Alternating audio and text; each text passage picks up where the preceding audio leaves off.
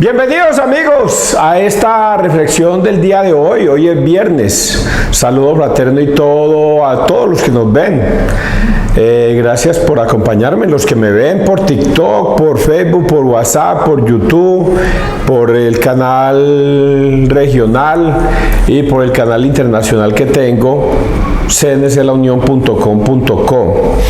Esto que yo hago todos los días de lunes a viernes es porque me nace hacerlo. Yo le pedí el favor a Dios que me instruyera y que me diera ese placer de predicar la palabra de Dios, y así lo ha hecho.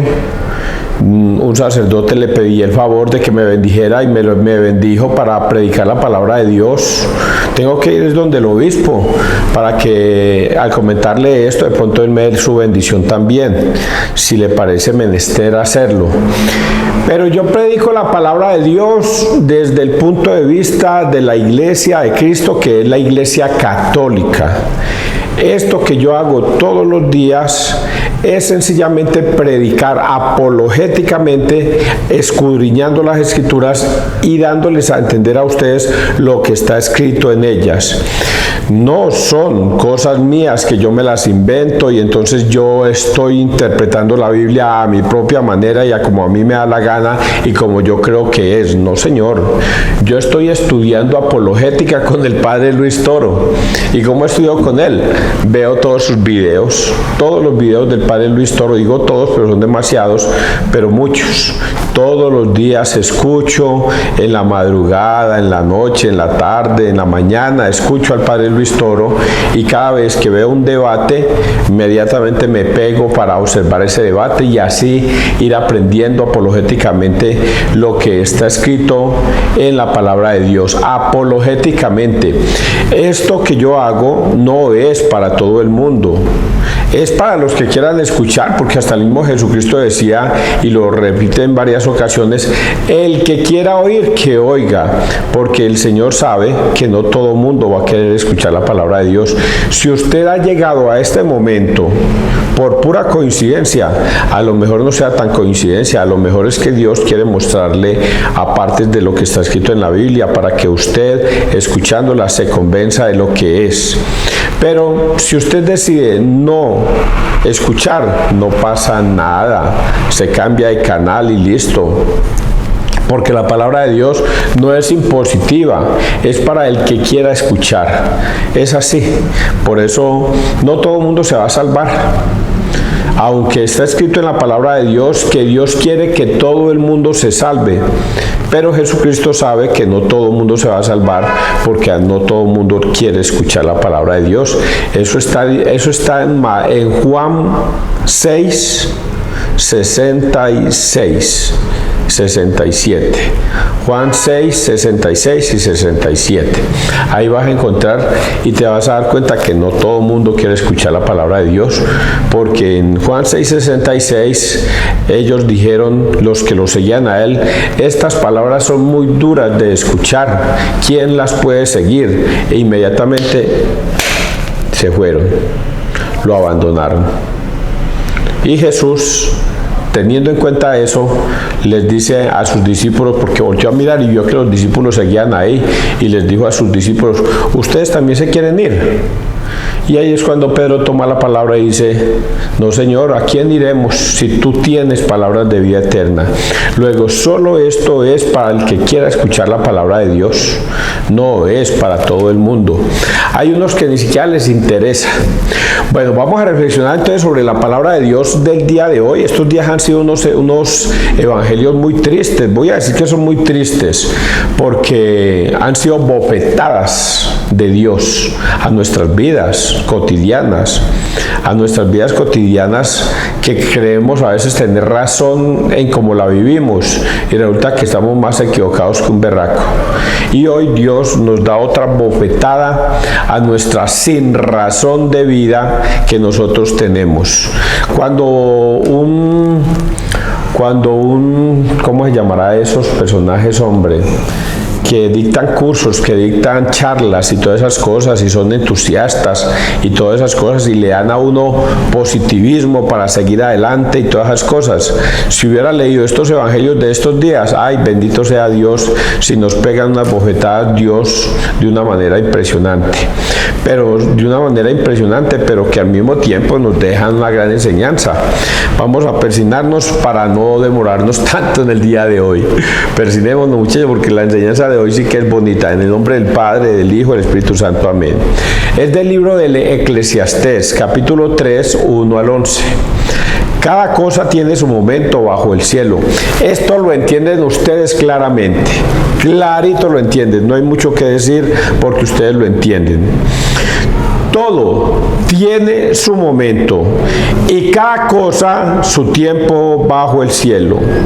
Tiempo de nacer, tiempo de morir, tiempo de plantar, tiempo de arrancar, tiempo de matar, tiempo de sanar, tiempo de destruir, tiempo de construir, tiempo de llorar, tiempo de reír, tiempo de hacer duelo, tiempo de bailar, tiempo de arrojar piedras, tiempo de recogerlas, tiempo de abrazar, tiempo de desprenderse, tiempo de buscar, tiempo de perder, tiempo de guardar, tiempo de arrojar, tiempo de rasgar, tiempo de coser, tiempo de callar, tiempo de hablar, tiempo de amar, tiempo de odiar, tiempo de guerra, tiempos de paz. ¿Qué saca el obrero de sus fatigas? Comprobé la tarea que Dios ha encomendado a los hombres para que se ocupen en ella. Todo lo hizo bueno a su tiempo y les proporcionó el sentido del tiempo. Pero el hombre no puede llegar a comprender la obra que hizo Dios de principio a fin. Palabra de Dios, te alabamos a ti, Señor Jesús. Ustedes, no hay mucho en lo que hay que explicar, ¿cierto? Ya saben los tiempos, todos pasamos por esos tiempos, de hablar y de callar, de cosechar y de recoger. Pues ese de matar y de sanar, ese yo nunca lo he vivido. Pero todos hemos, de pronto matar un zancudo, de matar una gallina o matar una avispa o así, de pronto ese será tiempo también, pero todos vivimos bajo ese tiempo. Pero hoy el Señor nos va a dar una lección muy grande, y la lección muy grande que nos va a dar está en esta partecita. A pesar de que nosotros vivimos en esos tiempos que Dios nos ha dado, tiempo, pero el hombre aquí, y les proporcionó el sentido del tiempo. ¿Quién les proporcionó el sentido del tiempo? Dios. Pero el hombre no puede llegar a comprender la obra que hizo Dios de principio a fin. Es muy difícil escudriñar y meterse a la mente de nuestro Dios y pensar y tratar de entenderlo. Por eso nosotros nos queda una situación muy delicada, que los católicos lo entendemos.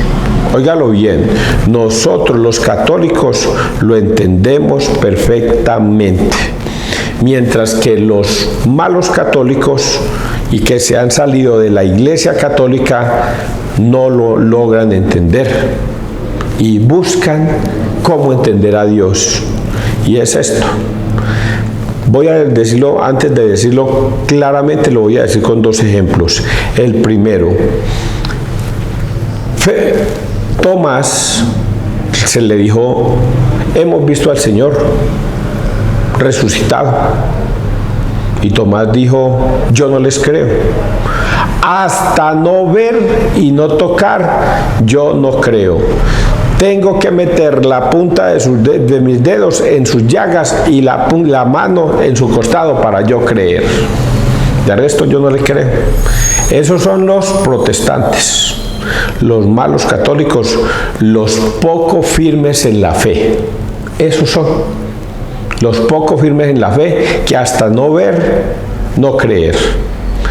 Pero viene 8 días después Jesucristo, se le presenta de nuevo a todos ellos, les dice: la paz sea con ustedes, y llama directamente a Tomás. Tomás, ven, mete tus dedos en mis llagas y tu mano en mi costado, y no seas incrédulo, sino creyente. Y Tomás se arroja a los pies del Señor y dice estas palabras: Señor mío y Dios mío. Y aquí viene la frase que es para nosotros los católicos. Para los católicos, solo para los católicos, dice el Señor: porque me has visto, has creído.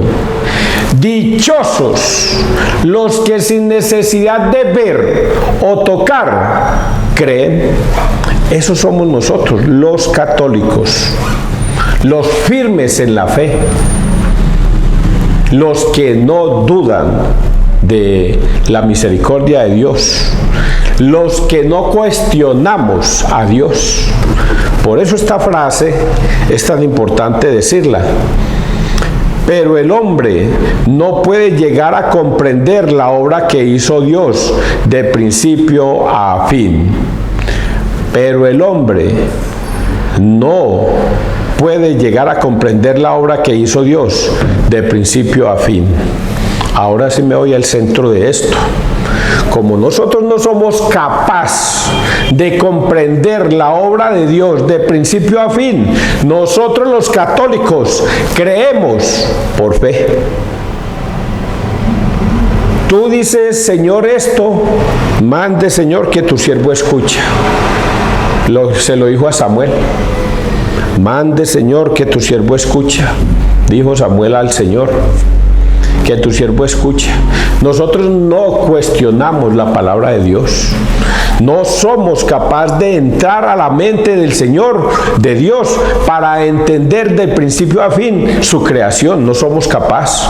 Como no somos capaces, entonces nosotros sencillamente, como Samuel: mande, Señor, que tu siervo escucha, porque nosotros todo lo que tú digas en tu palabra lo vamos a obedecer. Ya. Eso es.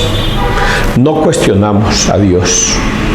El Señor en Juan 20, 21, 23 nos manda a que debemos confesarnos con un sacerdote.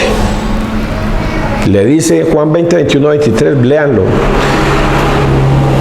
A sus discípulos les entrega el Espíritu Santo y les dice: vayan con el Espíritu Santo. A quienes les perdonéis los pecados, les quedan perdonados, y a quienes se los retengáis, les quedan retenidos. Nosotros los católicos, verdaderos católicos, no cuestionamos esa orden de Dios. Va a mandar a sus discípulos a perdonar pecados. ¿A quién va a perdonarle pecados? Pues al que se acerque a pedir perdón. Y esos somos los católicos. El Señor dio una orden de que si queremos estar en estado de gracia de Él por su misericordia que nos tiene, pidan perdón, y yo a través del Espíritu Santo les perdonaré sus pecados. Y nosotros, sí Señor, vamos al confesionario, pedimos perdón por nuestros pecados. El protestante no.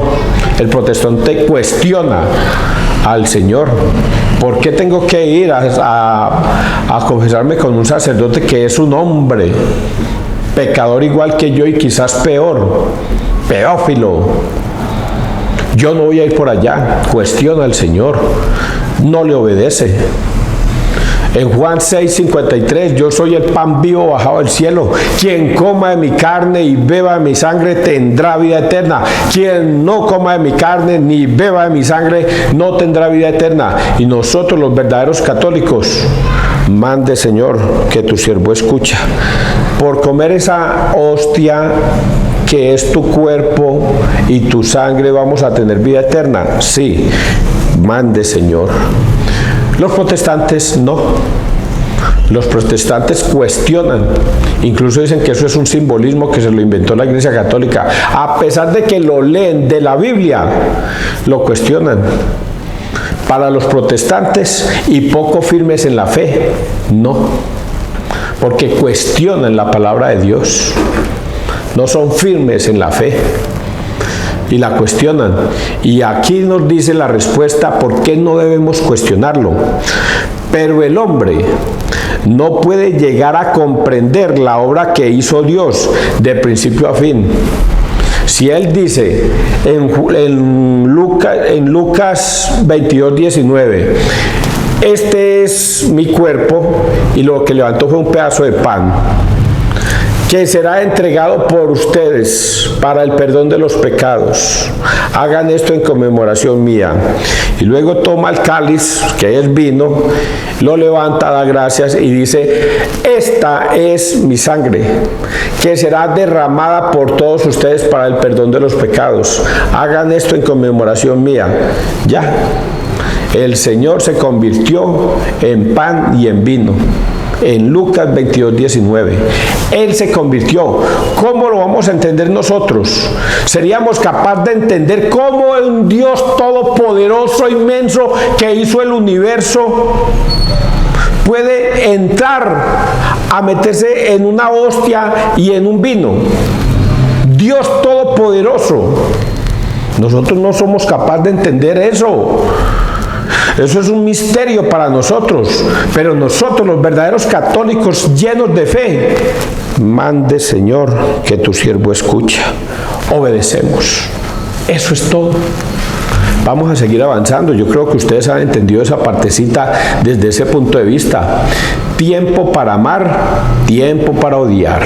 Y ahorita vamos a hablar por qué habla él de ese tiempo, porque no dije nada sobre ese tiempo, ahorita lo tocamos. Salmo 143. Bendito el Señor, mi alcázar. Bendito el Señor, mi roca, mi bienhechor, mi alcázar, baluarte donde me pongo a salvo, mi escudo y refugio. Señor, ¿qué es el hombre para que te fijes en él? Que los hijos de Adán para que pienses en ellos. El hombre es igual que un soplo, sus días una sombra que pasa. Y me gusta mucho esta frase. Señor, ¿qué es el hombre para que te fijes en él? Somos nada, somos un soplo, somos una brizna, somos insignificantes para Dios. Pero ¿qué somos nosotros para ti, Señor, para que te fijes en nosotros?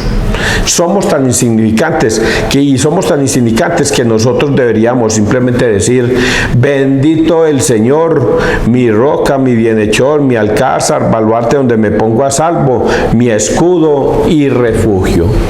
Nosotros somos los que deberíamos agachar la cabeza siempre para decir, mande Señor que tu siervo escucha, porque somos insignificantes para ti, pero tú con tu infinita misericordia has puesto tus ojos, tu mirada en nosotros. Ahora vamos a leer el Evangelio, que el Evangelio nos va a dar una luz muy grande, impresionante, y es Lucas 9, 18, 22. Tú eres el Mesías de Dios, el Hijo del Hombre tiene que padecer mucho. Póngale mucho cuidado a esta historia que se parece mucho a Mateo 16, 18. Pero esta le está diciendo Lucas 9, 18, 22. Una vez que Jesús estaba orando solo, lo acompañaban sus discípulos y les preguntó, ¿quién dice la gente que soy yo? Ellos contestaron, unos que Juan el Bautista, otros que Elías, otros dicen que ha resucitado uno de los antiguos profetas. Él les preguntó, ¿y vosotros quién decís que soy yo? Pedro respondió, el Mesías de Dios. Él les prohibió terminantemente decírselo a nadie, porque decía, el Hijo del Hombre tiene que padecer mucho, ser desechado por los ancianos, sumos sacerdotes y escribas, ser ejecutado y resucitar al tercer día. Palabra del Señor. Gloria a ti, Señor Jesús. Bueno, vamos a escudriñar un poquitico esto. Esto primero que todo se parece mucho a lo que en Mateo 16:18, en Mateo 16:13, Dios les hace esta misma pregunta y seguramente que es de ahí que Lucas también se toma. Mateo 16:13 pregunta, igual que aquí, ¿quién dice la gente que soy yo? ¿A quién le pregunta? A los discípulos que andaban con ellos, porque contemos pues que en este escrito dice que él estaba solo, eso no lo podemos obviar. Una vez que Jesús estaba orando solo, lo acompañaban sus discípulos y les preguntó. Ojo que esto es una enseñanza para sus discípulos. Recordemos que él escoge a 12, los que él quiso, y a los 12 al primero que escogió fue a Simón Pedro, el primero que nombró, y a esos 12 durante 3 años les va a enseñar su doctrina, sus enseñanzas, para que ellos vayan a replicarlas por el mundo entero, enseñándoles, diciéndoles que vayan y prediquen la palabra de Dios al mundo entero, hagan que todos los pueblos sean sus discípulos y que enséñenles a obedecer todo lo que yo les he mandado. Eso está en Mateo 28:19. Entonces el Señor, Mateo 28:19, el Señor va a enseñarle a sus discípulos algo en este pedacito. Por eso él se hace de profesor en ese momento y le hace una pregunta, porque viene una enseñanza. ¿Quién dice la gente que soy yo? Y ellos responden, pues por ahí escuché que usted dice que es la reencarnación de Juan el Bautista. Yo también por ahí escuché que usted es Elías, la reencarnación de Elías. Por ahí dicen los protestantes que usted es un gran profeta. Ustedes, eso es lo que yo he escuchado, y esas son las divisiones de los protestantes. Usted puede entrar a cualquier iglesia protestante que dicen predicar a un mismo Jesús y predicar a un mismo Dios, y se van a dar cuenta que no es así. Los adventistas creen una cosa, los testigos de Jehová creen otra, los pentecostales creen otra, la luz del mundo también tiene su propio cuento. Esos son los protestantes del mundo. Pero Jesús comienza a preguntarse, venga, y ustedes, mis 12 discípulos, a los que yo escogí, a los que yo les he venido enseñando, a los que andan conmigo, ¿quién dicen ustedes que soy yo? ¿Cómo me han visto? ¿Qué han visto de mí? ¿Qué saben de mí? Y ahí es cuando Pedro toma la palabra y le dice, tú eres el Mesías, el Hijo del Dios vivo. Eso lo dice en Mateo 16:17, y aquí lo está diciendo en Lucas.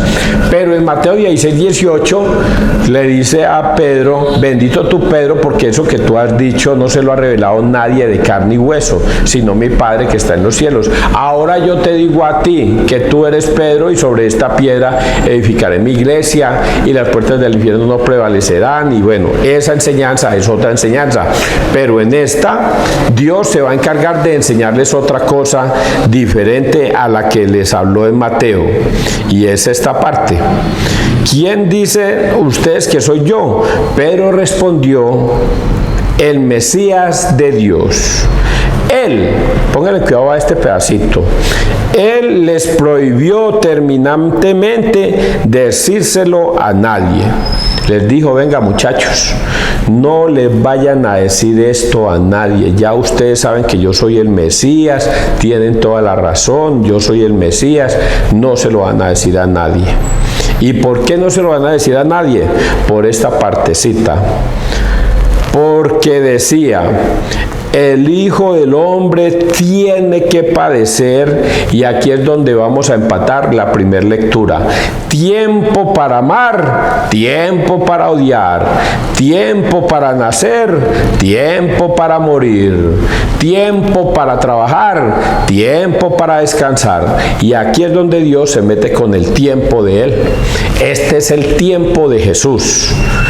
El Hijo del Hombre tiene tiempo, vamos a agregarle ese tiempo, el Hijo del Hombre tiene un tiempo que va a ser, tiene que padecer mucho, ser desechado por los ancianos, sumos sacerdotes y escribas, ser ejecutado y resucitar al tercer día.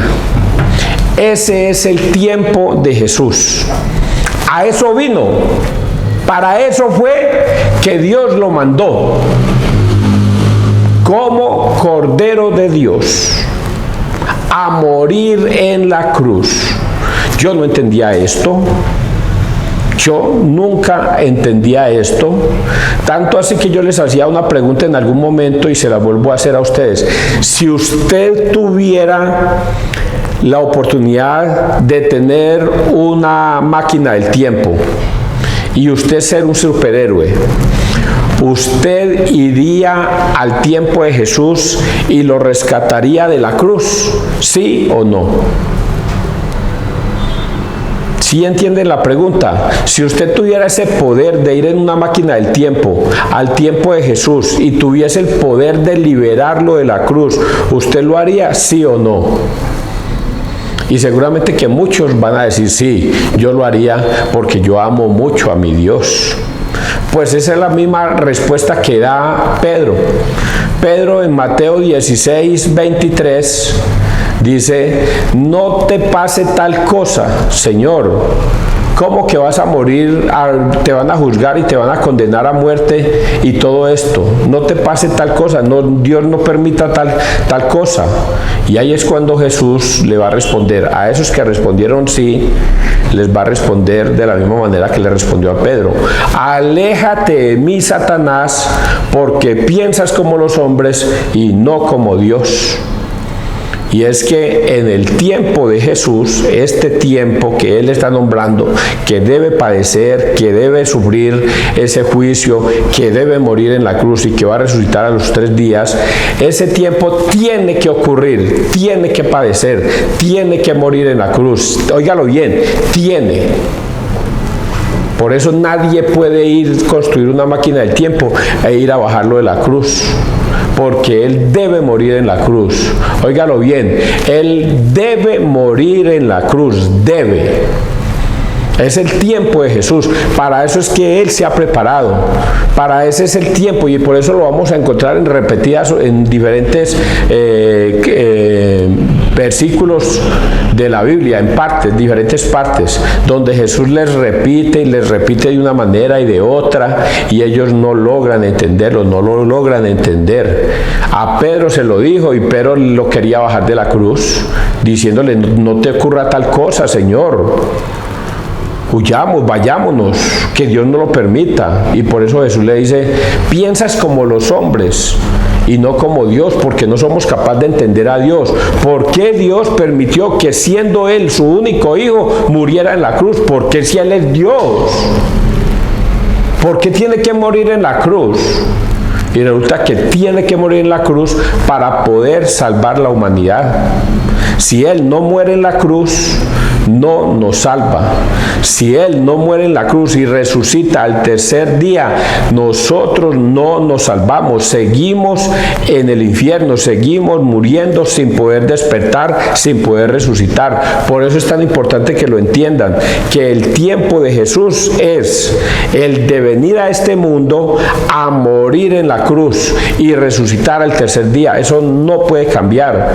Por eso cuando Jesús está en el huerto de Getsemaní llorando, ese jueves santo, cuando lo van a ir a apresar, el Señor llora amargamente, llora, lágrimas de sangre o sudor de sangre o algo así. Dice que en ese momento el Señor llorando, se me viene un momento de difícil, un momento de tortura, se me viene un momento de agonía, Señor, y llorando decía al Padre, Padre, que se haga tu voluntad, pero no la mía.